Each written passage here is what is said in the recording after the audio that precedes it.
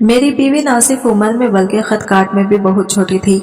मैंने सुना था कि छोटे खत वाली लड़की इंसान को बहुत खुश करती है। मुझे पहले दिन से औलाद की बहुत ज्यादा ख्वाहिश थी। मैं चाहता था कि जल्दी से मेरी औलाद पैदा हो जाए। मैं जब भी बीवी के पास जाने लगता तो मेरी सास कहती, तुम्हारी बीवी अभी छोटी है, वो बच्चे का दर्द बर्दाश्त नहीं कर पाएगी। मैं अपनी सास की इन बातों से बहुत तंग था। एक रात में सास के कमरे में गया तो मेरे होश उड़ गए जब सास ने खुद ही मेरी शादी बहुत ही हसीन लड़की लेकिन कम उम्र लड़के से हुई थी। मैंने सुना था कि अगर औरत कम उम्र हो तो उधेड़ उम्र आदमी भी जवान लड़की की तरह अपनी जिंदगी गुजारता है। जब मेरी शादी की उम्र निकलने लगी तो मैं यही सोचता था कि मुझसे कौन शादी करेगा, और अगर शादी हुई भी तो किसी ऐसी औरत से हुई जो मेरी ही तरह अपनी उम्र गुजार चुकी होगी। लेकिन 35 साल की उम्र में भी मुझे 17 साल की लड़की मिल गई। ये बात मेरे लिए कम खुशी की नहीं थी। जब मैं निकाह नामे पर दस्तखत कर रहा था तो मेरे हाथ कांप रहे थे। मैं परेशान हो रहा था क्योंकि पता था कि मेरी जिंदगी में शायद कुछ ऐसे मामलात आने वाले हैं जो मुझे बहुत ही ज्यादा परेशान कर देंगे और मैं घबरा जाऊंगा। पर मैंने अपने आप पर काबू पाया। मैं इस खुशी को खराब नहीं करना चाहता था। मेरी बीवी साइमा बहुत ही ज्यादा खूबसूरत थी।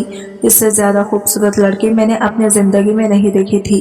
पहले दिन जब वो मेरी दुकान पर चीजें लेने के लिए आई तो मैं इसे देख ही रहा था। कभी इसके हाथों को देखता, कभी इसके चेहरे को। उन्होंने काफी सारी चीजें निकलवाई और अपनी माँ के साथ आई थी, लेकिन फिर पता चला कि वो लोग अपना पर्स कहीं गिरा बैठी हैं और इनके पास पैसे नहीं हैं। मैंने इन पर भरोसा करके इनको 7,000 रुपये का सामान दे दिया।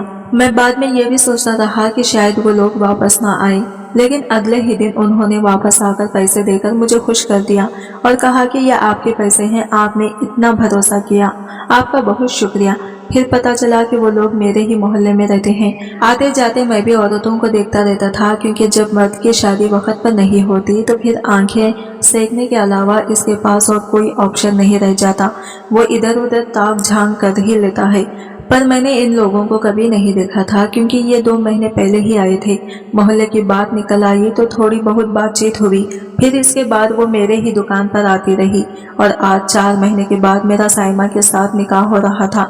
इसकी माँ मुझे बहुत ही ज्यादा चालाक औरत लगती थी। वो यूं तो साइमा की माँ थी, लेकिन इसकी उम्र सिर्फ 35 साल थी। इसने कहा कि मैं साइमा जितनी ही थी जब मेरी शादी हो गई। अभी भी वो जवान लगती थी, लेकिन इसका शौहर इस दुनिया में नहीं था। इन लोगों ने मुझसे सारे खर्चे करवाए। मेरे बाजार में किराने की बहुत बड़ी दुकान थी और ये दुकान मेरे बाप के जमाने की थी, इसीलिए लोग भरोसा भी करते थे। उन्होंने कहा कि हमारे पास शादी करने के लिए पैसे नहीं है, तो मैंने कहा कि कोई बात नहीं।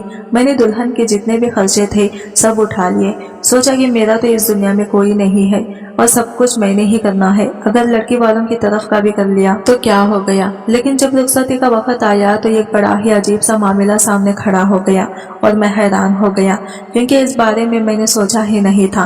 मैंने अपनी सास से कहा, आंटी आपकी एकलौती बेटी और आपके घर की रौनक साथ लेकर जा रहा हूँ, आपको बुरा तो लग रहा होगा। उन्होंने कहा कि अरे भला मुझे बुरा क्यों लगेगा, मैं भी तो साथ ही आ रही हूँ। ये बात सुन के मैं हैरान हो गया। मुझे लगा कि शायद वो मजाक कर रही हैं। वैसे तो वो उम्र में मुझसे भी छोटी थी, लेकिन रिश्ते का एहतराम था कि मैं इनको आंटी ही कहता था। मैं इस बात पर हैरान हुआ। थोड़ी देर के बाद जाने की तैयारी हो गई। साइमा का सारा सामान लाकर बाहर रख दिया गया और मैंने भी गाड़ी को चेकअप कर लिया। घर मेरा ज्यादा दूर तो नहीं था, पैदल भी जा सकते थे, लेकिन साइमा ने कहा था कि मेरा ख्वाब है कि मेरा दूल्हा मेरे लिए बड़ी सी गाड़ी लेकर आता और गाड़ी को फूलों से सजाया होता। इसलिए मैंने ये सब एहतमाम किया था। इसने मुझे जो कुछ कहा मैं सब मानता गया था। आखिर इसका हक बनता था।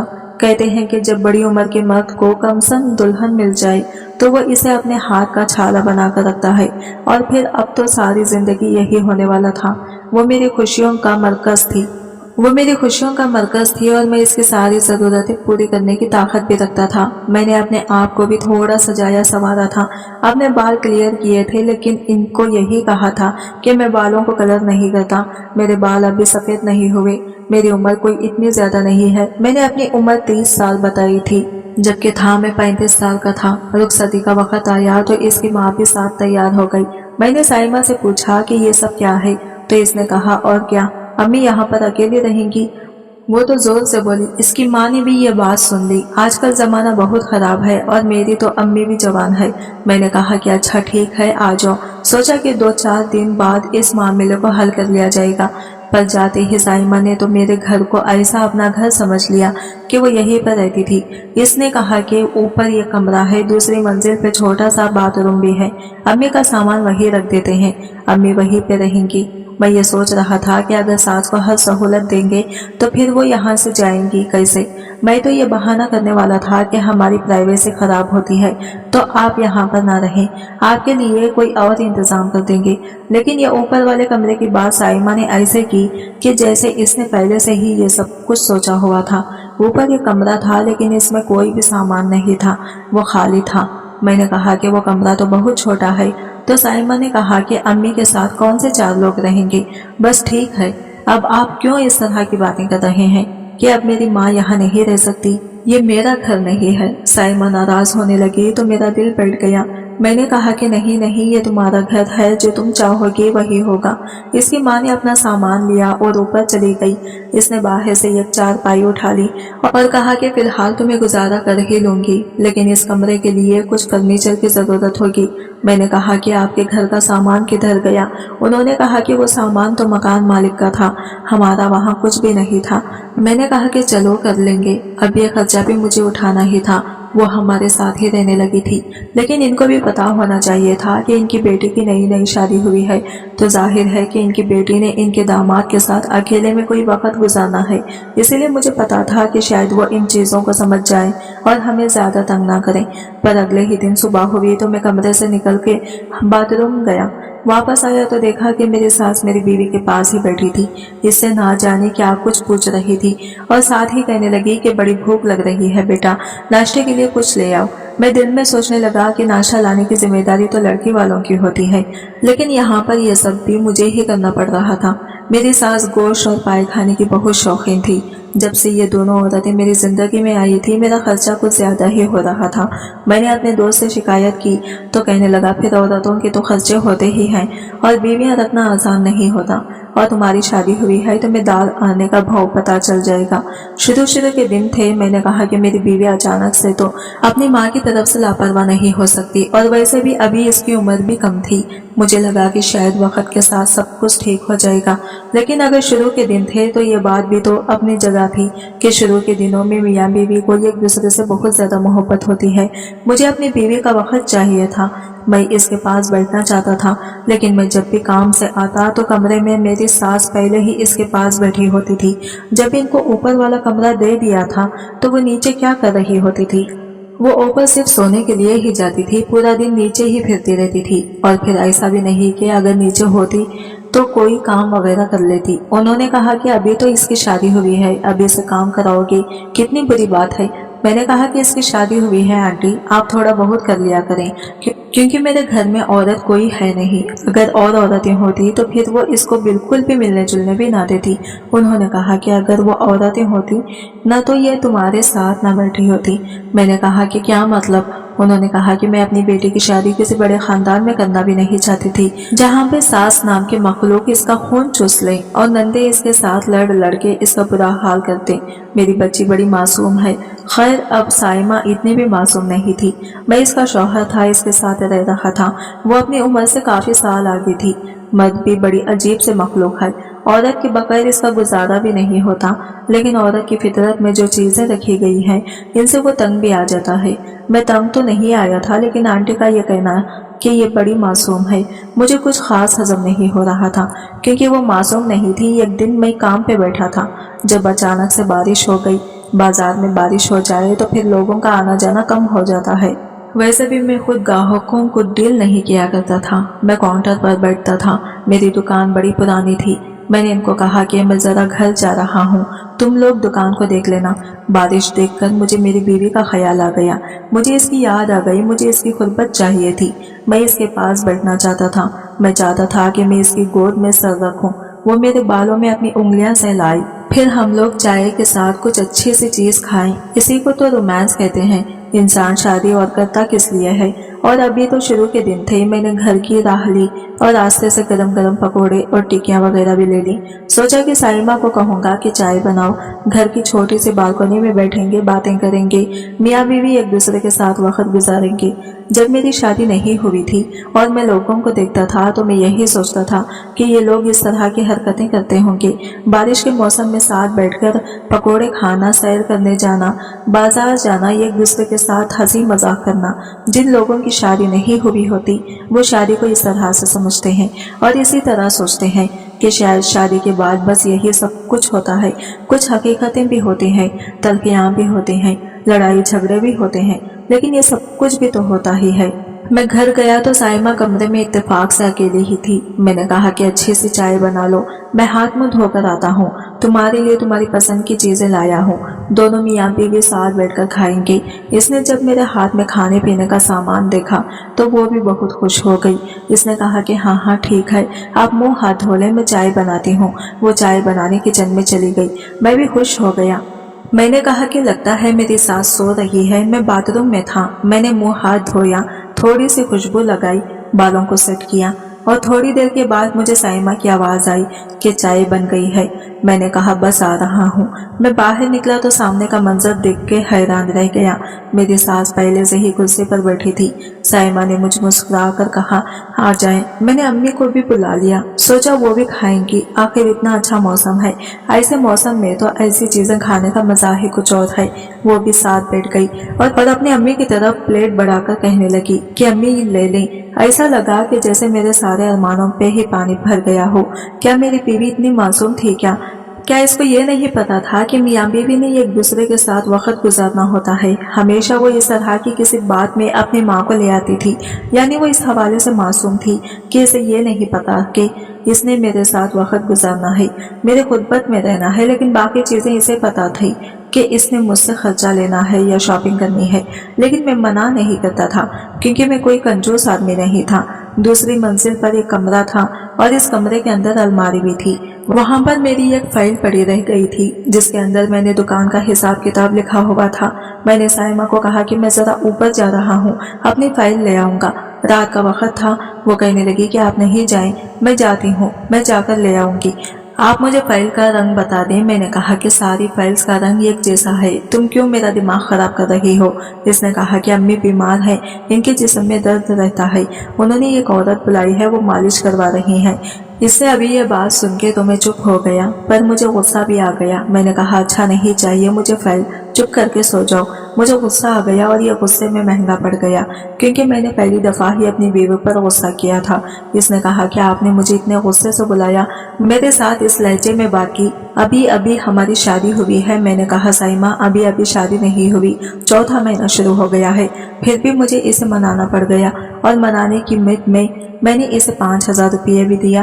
खैर मुझे मेरा थोड़ा सा गुस्सा करना इतना भारी पड़ गया। सुबह हुई तो इसकी माँ फिर से साथ ही बैठी थी। मैंने कहा कि मुझे तुमसे एक जरूरी बात करनी है, फिर मैं काम पर चला जाऊंगा, रात को देर से आऊंगा। साइमा को मैं किचन में लेके आया। मैंने कहा कि 4 महीने हो गए हैं हमारी शादी को, मैं चाहता हूँ कि जल्दी जल्दी औलाद हो जाए क्योंकि मेरी उम्र भी काफी हो रही है। अगर अभी बच्चा होंगे तो मेरे बुढ़ापे का सहारा बनेंगे, नहीं तो बुढ़ापे में मैं ही इनको खिलाता फिरूंगा। तुम जरा इस बारे में सोचो साइमा। साइमा ने कहा कि मैं तो अभी खुद बच्ची हूँ, मुझे इसकी ये आदत बहुत बुरी लगती थी कि जब मैं इसे धीमी आवाज में अपनी ज़ाती बात करता था तो ये ऊंची आवाज में बोलती थी ताकि इसकी माँ भी सुन ले। और वही बात हुई कि सास भी ये सुनकर आ गई और मामले में बोलने लगी। ऐसा लगता था कि पहले से ही हमारी बातें सुन रही थी। कहने लगी कि क्या हो गया आपको, अभी तो मेरी बेटी खुद छोटी है, ये कहाँ से बच्चे पैदा करेगी, अगर इसे कुछ हो गया तो मेरा क्या बनेगा, अभी ये छोटी है, बच्चे कैसे संभालेगी। मैंने कहा अब शादी हो गई है, बस जब शादी हो जाती है तो औरत को समझदार होना ही पड़ता है और बच्चा अभी नहीं आ जाएगा, 9 महीने लगेंगे, तब तक ये अपना दिमाग बनाए और अगर ज्यादा मसला है तो आप है ना इसके साथ, आप संभालिएगा बच्चे को। नानी दादी का और काम क्या होता है पता नहीं क्यों, पर मैं अपनी सास के हवाले से थोड़ा तलख हो गया था, क्योंकि इनका मुझे अपनी जिंदगी में दखल देना बहुत बुरा लगता था। इस बात पर इनका मुंह अजीब सा बन गया और अगले ही दिन मुझे साइमा ने कहा कि अम्मी बीमार है। मैंने कहा कि हाँ, अब तो उन्होंने बीमार होना ही था। मैं जब भी ऊपर जाने की बात करता तो वो कहती अम्मी बीमार है, मालिश करवा रही हैं, इनकी हड्डियों में दर्द रहता है। महीने पर महीना गुजरता जा रहा था और ये सिस्टम इसी तरह चल रहा था।